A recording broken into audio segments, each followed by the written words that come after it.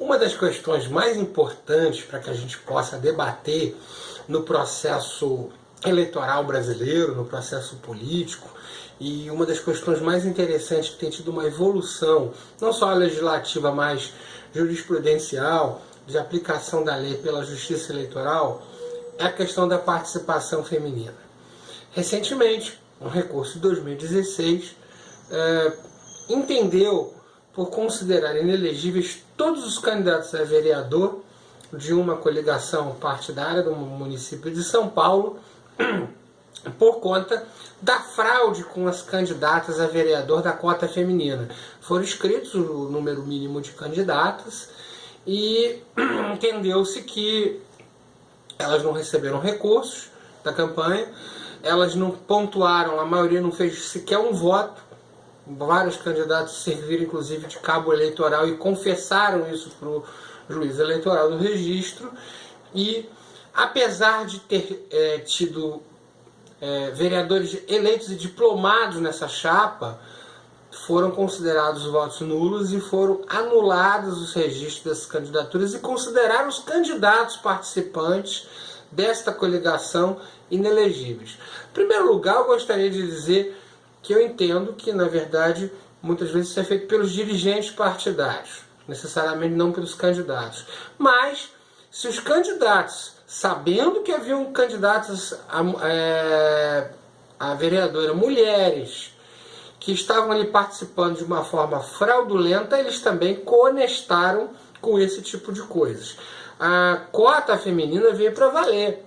É uma parte do dispositivo da Lei 9.504, que é a Lei das Eleições, que inicialmente tratava de uma cota menor, mas acabou chegando em 30%, começou com 15%, passou para 20%, depois chegou a 30%, mas era, na verdade, uma reserva de vagas.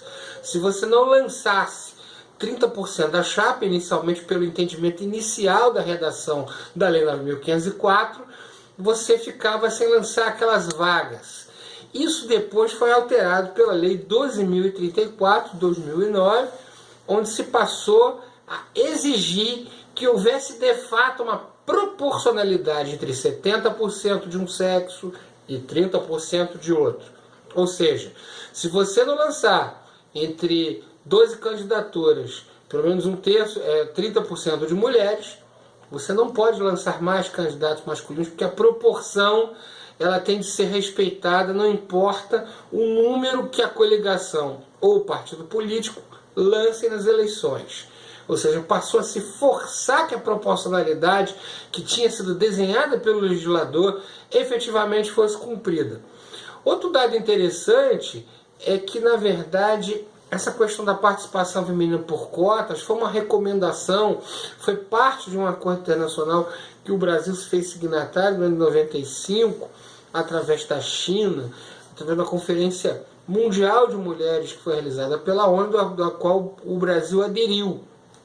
E muito vem se falando da efetividade dessa cota, da justeza desse dispositivo. Eu não quero discutir exatamente isso aqui, mas eu queria discutir para os operadores, para os candidatos. Sejam atentos. Em primeiro lugar, a cota é para ser respeitada. Segundo, se a cota for respeitada, mas as candidaturas femininas não forem para valer, você, pré-candidato ou dirigente, pode estar incorrendo num crime, numa fraude, né, que vai dar sanções pesadas. Última coisa que eu gostaria de dizer é que também, recentemente, na mini-reforma de 2015, através da Lei 13.165, que alterou dispositivos da lei eleitoral, foi estabelecida uma cota mínima de gastos com a participação feminina no fundo partidário. E o partido que não cumpre perde cotas do fundo.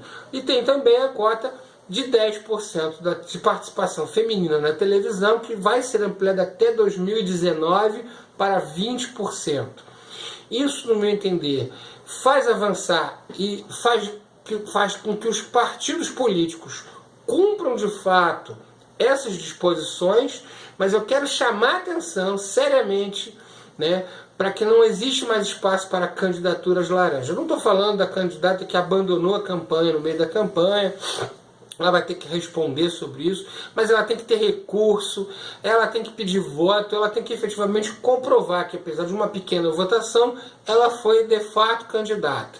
Então essa é a minha dica, e dizer que a participação, goste-se ou não, veio para ficar. Muito obrigado.